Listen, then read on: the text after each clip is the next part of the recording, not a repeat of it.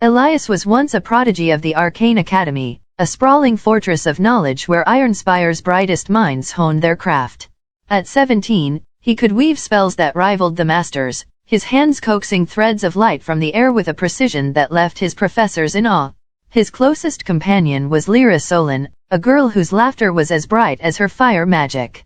Together, they dreamed of revolutionizing Ironspire, of using their talents to lift the city's downtrodden from the soot-stained slums below the spires. But dreams are fragile things in a city ruled by the Council of Luminaries, a cabal of mage lords who hoarded power like gold.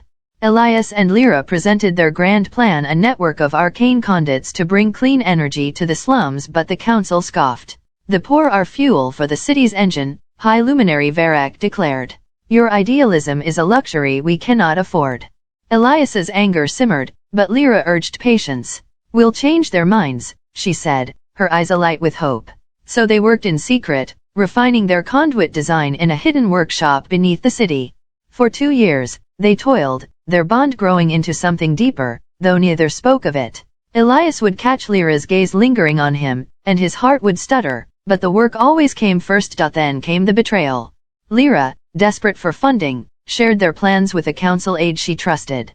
The aide reported them, and the council descended like vultures. They seized the workshop, confiscated the conduits, and branded Elias and Lyra as subversives.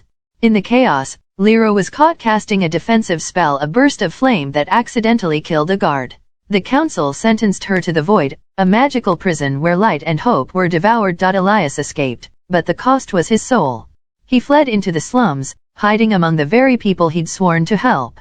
There, in the shadows, he heard whispers of the council's true corruption, how they siphoned magic from the poor to fuel their own spells, how they orchestrated crises to justify their rule. His anger hardened into resolve. If Ironspire's heroes were frauds, he would become something else.